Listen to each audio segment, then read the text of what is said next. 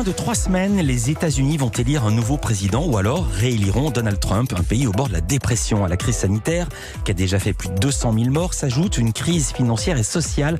Personne n'est épargné. En Californie, l'État le plus riche des États-Unis, en Californie, ont lieu des distributions alimentaires géantes dans lesquelles on voit des Américains au volant de voitures de luxe venus chercher de quoi se nourrir. Et les plus pauvres, eux, de leur côté, sont expulsés de chez eux. Bonjour Bernard de la Villardière. Bonjour. Vous incarnez le magazine Enquête exclusive sur M6 qui consacre ses 3 prochaines émissions à l'élection américaine. C'est une première. C'est une première. C'est la première fois qu'on fait 3 émissions sur un même pays de suite. Pourquoi ce choix ? Est-ce que l'Amérique et l'actualité américaine éclipsent à ce point tout ce qui se passe dans le monde ? Non, mais en fait, on a trouvé intéressant de faire une thématique sur 3 numéros. C'est vrai que il faut dire qu'historiquement, Enquête exclusive tourne pas mal aux États-Unis. J'ai eu l'occasion d'y aller 4-5 fois par an depuis une quinzaine d'années, donc on connaît bien ce pays. Et il se trouve aussi que c'est très facile d'y travailler, parce qu'une fois qu'on a les autorisations et qu'on a la confiance des gens, ils ont un sens de la télé quand même invraisemblable. Et puis c'est vrai qu'on y trouve, c'est un pays où on trouve le pire et le meilleur. Ouais. En l'occurrence là, on a suivi ces Américains de toutes conditions qui se retrouvent dans une extrême pauvreté et précarité, souvent sans domicile parce qu'ils ont été chassés de chez eux. C'est assez brutal là-bas. Quand vous payez pas la maison, vous remboursez pas le crédit au bout d'un mois, vous êtes expulsé. On va parler du fond des sujets, mais d'abord ces 3 semaines, c'est très très surprenant. Est-ce que Enquête exclusive existe depuis combien de temps ? Depuis une quinzaine d'années, on a été créé en 2005. C'est la première fois, c'est pour la première élection américaine que vous le faites 3 fois de suite. Elle est vraiment particulière cette élection ? Oui, bien sûr, parce que l'Amérique est à la croisée des chemins.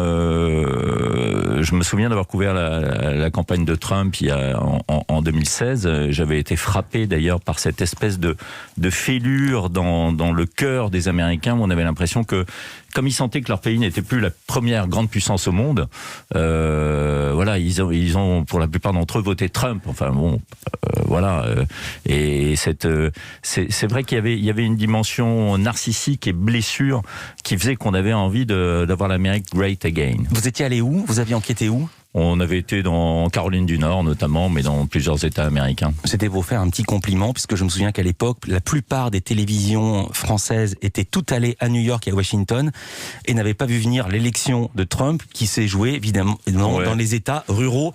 Ils n'avaient pas vu le coup venir. Absolument. Et moi, j'avais été frappé par le fait que les électeurs de Trump, ceux qui se massaient dans ces meetings, étaient de toutes conditions. Il n'y avait pas que des rednecks, comme on dit.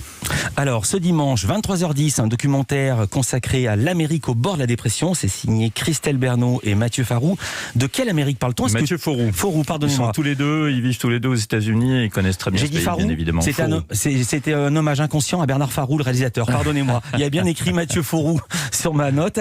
De quelle Amérique parle-t-on ? Est-ce que tous les Américains sont touchés ? Ils ont tourné au Texas, en Floride, en Californie notamment, et je peux vous confirmer que tous les Américains sont touchés. Encore une fois, de toutes conditions, je vous l'ai dit tout à l'heure. Moi, ce qui m'épate, c'est que tous ces Américains, quand on les interroge, ils désignent personne comme étant responsable de la situation dans laquelle ils sont. Pas de bouc émissaire. Ah bon ? Tout repose sur moi. Mais attendez, je compte rebondir. Je vais repartir de l'avant. Donc on n'accuse pas le président, on n'accuse pas l'administration, on n'accuse pas l'État, on n'accuse pas les riches. C'est une vraie divergence entre cette mentalité américaine, ces réactions face à la pauvreté et aux difficultés de la vie, et la mentalité française. Ouais. Il y a toujours quelqu'un qui est coupable. Nous on voit ici à la télévision française et à la radio, on entend les leaders démocrates, ils accusent tous Trump comme un seul homme.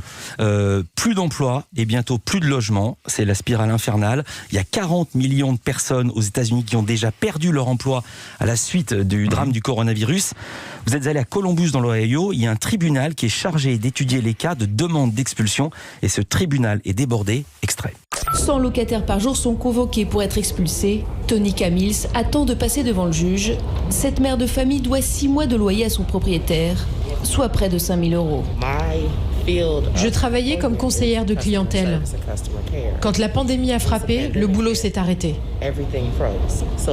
Pendant ces 4 derniers mois, j'ai appelé l'agence pour l'emploi tous les jours pour obtenir de l'aide. Je déteste me retrouver dans cette situation. C'est horrible. Dans quelques minutes, Tonica devra plaider sa cause dans la salle d'audience. Sur le bureau du magistrat Jane Edwards, la pile de dossiers s'accumule. Il n'a que quelques minutes pour juger chaque cas. Est-il exact que le locataire n'a pas payé le loyer depuis le 9 juin dernier ? Oui. Et est-il exact que le locataire vit toujours à cette adresse ? Je prononce l'expulsion. Le chiffre que vous donnez dans ce reportage est ahurissant. 40 millions de locataires menacés d'expulsion d'ici la fin de l'année. Qu'est-ce qui va se passer ? Ils vont pas être sur les routes comme en 29. Ils sont sur les parkings, ils sont dans la rue. Je reviens de New York, j'étais la semaine dernière à New York. J'ai jamais vu autant de SDF dans les rues de New York. Il y en a aussi dans les rues de San Francisco. Donc il y a une paupérisation que l'on voit grandir à vue d'œil. Washington est devenue une ville fantôme. C'était déjà pas une ville très dynamique et agitée et vivante, mais là c'est encore pire. Et même New York est touché. Enfin, ce qui est incroyable, c'est quand on se balade dans cette grande ville, c'est les immeubles de bureaux, les gratte-ciel complètement vides. Il est 10h du matin, il n'y a personne. Parce qu'il y a le télétravail, les cinémas sont fermés, les théâtres sont fermés, les restaurants, la plupart des restaurants sont fermés, ou alors quand ils vous accueillent, c'est dehors, dans la terrasse, sur la terrasse. Il faut savoir qu'il y a 217 000 Américains qui sont morts du Covid. 217 000. Bernard Lavillardière a le dernier chiffre. Les 3 prochains numéros d'enquête exclusive sur M6 seront consacrés aux élections présidentielles. Il reste avec nous. À tout de suite. En compagnie de Bernard de Lavillardière, journaliste et présentateur emblématique d'enquête exclusive, dont les 3 prochains numéros sont consacrés à la présidentielle américaine. Ce dimanche à 23h10, l'Amérique au bord de la dépression. On vient d'en parler. Autre sujet ensuite, la semaine prochaine, Le Monde selon Trump, signé William Carell, réalisateur de nombreux docs sur la politique américaine. Le Monde selon Bush, les hommes de la Maison Blanche, les guerres secrètes de la CIA, Barack Obama, Hillary Clinton, la femme à abattre, un sacré pédigré, ce William Carell. Il le voit comment, Le Monde selon Trump ? Le Monde selon Trump, d'abord, c'est un style de pouvoir, c'est une manière de s'adresser aux foules, aux Américains, c'est l'utilisation des tweets, c'est une complète impudeur, c'est une impertinence et une insolence invraisemblable, c'est un manque de vocabulaire et en même temps une vulgarité quand même. Enfin bon, voilà, je n'ai pas besoin d'aller plus loin, chacun comprendra, parce qu'on a pu l'analyser au cours de ces 4 années de présidence, mais en même temps un toupet, un culot, et un vrai art de la communication. Alors on peut se demander... D'ailleurs, on l'a vérifié récemment quand il a été atteint du Covid-19. Bah, évidemment. Enfin, voilà, où il était face à ses contradictions, où il a sous-estimé largement l'épidémie, il en est victime. Il en revient au bout de 2 jours. J'étais devant le Walter Reed Hospital, l'hôpital militaire de Washington, où il y avait les pro-Trump qui étaient là, rassemblés, qui le soutenaient, etc. C'était extraordinaire, jour et nuit. Il y avait des défilés de voitures, et il n'y avait pas que des Américains blancs là-dedans. Il y avait aussi des Noirs américains, parce qu'il faut savoir que 20% des Noirs américains votent Trump. On va parler parce qu'il y a un sujet, sur les Noirs américains. Migrants récents qui soutiennent Trump parce qu'ils ont pas envie que le rêve américain, et ils n'ont pas envie de le partager avec d'autres. Alors la question qu'on se pose... il revient il sort de l'hôpital au bout de 2 jours, il vainc le virus, et puis il se présente devant ses électeurs, devant l'Amérique entière, en disant « Vous voyez, je suis parti au front, et j'ai vaincu le Covid-19 ». Extraordinaire. Avec des médicaments dont on ne sait pas trop ce que ça va devenir. Alors, peut-être des médicaments, effectivement. On se demande ce qu'il a dans la tête, et William Carell a interrogé des psychologues, des psychiatres qui ont étudié la personnalité de Trump. Que disent-ils ? Ils disent que effectivement, c'est ce que je viens de vous dire, c'est-à-dire que voilà, ils disent qu'il est fou, ils disent que c'est calculé, sans limite. Difficile à dire. Est-ce que c'est de la provocation ? Est-ce qu'il croit lui-même à ses provocations ? Oui, je pense. Oui, je pense. Oui, il est très premier degré, mais comme peuvent l'être parfois les Américains d'ailleurs. Vous consacrez un 3e numéro, ça sera le 1er novembre, et vous venez un petit peu d'effleurer le sujet, Bernard de Lavillardière, consacré à la nouvelle élite noire. Qui est cette élite ? Élite financière, élite intellectuelle ? Il y a une bourgeoisie noire, même si les inégalités persistent entre les noirs et les blancs notamment, mais aussi entre les blancs et les hispaniques aux États-Unis. Et la crise du Covid-19 l'a révélé d'autant plus. Il faut savoir qu'il y a certains États américains où la moitié des victimes du Covid-19 sont des noirs. Ouais. Des Afro-Américains. Voilà, on s'est intéressé à cette bourgeoisie noire, en sachant qu'au sein de cette bourgeoisie et ces millionnaires noirs, car il y en a de plus en plus, et fort heureusement, tant mieux d'ailleurs, eh bien, il y a aussi une nouvelle tendance, c'est le black business, c'est le buy black, c'est made and buy black. Ce sont des jeunes entrepreneurs américains, certains qui ont 27-28 ans d'ailleurs, comme celui qui a créé le Amazon noir, que l'on a suivi à Atlanta, et qui va jusqu'à fabriquer fabriquer des produits de beauté, mais aussi des produits d'hygiène pour dévolus uniquement au noir. C'est marqué d'ailleurs sur le... Alors que ce soit des dentifrices, que ce soit des bains de bouche, c'est des brosses à dents. Ouais. Alors ce qui est assez drôle d'ailleurs, c'est qu'à un moment, le reporter est avec lui dans son entrepôt et il sort une brosse à dents made in black. Ouais. Et en fait, on découvre qu'elle est fabriquée en Chine. Alors, c'est pas facile de faire oublier sa couleur de peau. C'est ce que raconte dans le sujet Don Peebles et sa femme. Il est surnommé le Trump noir. C'est un homme d'affaires de 55 ans. Il a fait fortune dans l'immobilier. Il pèse aujourd'hui 700 millions de dollars. Donc on n'est pas très très loin du milliard. Mais toutefois, les préjugés ont la vie dure. Les Américains n'associent pas les Afro-Américains avec la richesse, car ils veulent des réponses simples. S'ils voient un riche athlète ou un riche artiste, ils sont plus à l'aise. Mais les gens ont moins l'habitude de voir un riche businessman noir. Rien de moins ne correspond aux stéréotypes auxquels l'Américain moyen s'attend. Mais ils sont paresseux. C'est plus simple de dire « Oh, elle est blonde, c'est une poupée Barbie, mettons-la dans cette case. » Oh, il est afro-américain, il doit être un artiste, car ça, on a l'habitude. Quand on vous suit, on voit que l'image des Noirs qui est véhiculée par les médias américains, c'est soit des délinquants, ou des trafiquants de drogue, ou alors des sportifs, ou alors des rappeurs. Est-ce que l'arrivée de Barack Obama à la Maison-Blanche a changé beaucoup de choses ? Pas suffisamment de mon point de vue. Obama n'a pas fait grand-chose finalement contre le racisme.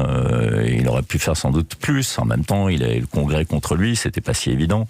Mais c'est vrai que on se rend compte que l'épisode Obama, contrairement à ce qu'on pourrait penser, n'a pas imprimé vraiment l'Amérique et les Américains en général. On sait qu'il y a un vote noir, que les Noirs votent traditionnellement démocrates, mais c'est pas du tout 100%.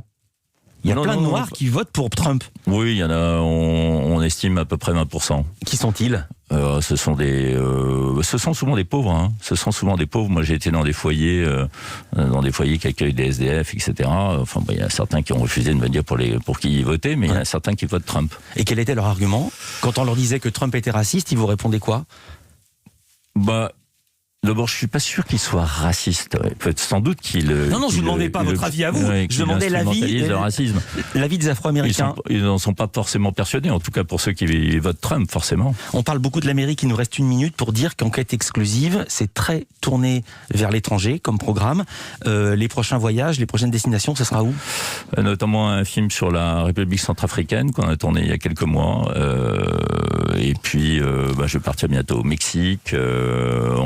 Je vais partir au Pakistan, tout ça avant Noël. Ouais. Oui, c'est une émission dont 3 sujets sur 5 sont tournés vers l'international, ce qui est très bien. Et moi, je suis ravi de travailler M6 sur une chaîne qui nous fait confiance et qui fait que cette émission continue d'être un vrai succès. Et il faut savoir que le cœur des auditeurs de Enquête exclusive, des téléspectateurs d'Enquête exclusive, la cible, c'est 15-35 ans. Ouais. Tant et si bien que la chaîne me demande parfois d'essayer d'intéresser les plus de 50 ans, ce qui m'amuse parce que j'ai dépassé la soixantaine. Ouais. Donc il va falloir que je m'applique. C'est quoi un sujet pour les plus... Ça sera ma dernière question. C'est quoi un sujet pour les plus de 50 ans ? Je ne sais pas. Ce que je dis, c'est qu'il faut essayer d'être programmé peut-être un peu plus tôt parce que les plus de 50 ans, après 23h15, ils dorment. Et encore 23h15, c'était avant le couvre-feu. Merci Bernard Lavillardière. Donc je le rappelle, les 3 prochains numéros d'Enquête exclusive consacrés à la présidentielle américaine. Ce dimanche à 23h10, l'Amérique au bord de la dépression. Dimanche 25, le monde selon Trump. Et le 1er novembre, USA, la nouvelle élite noire. Merci d'avoir été avec nous dans un instant. Merci.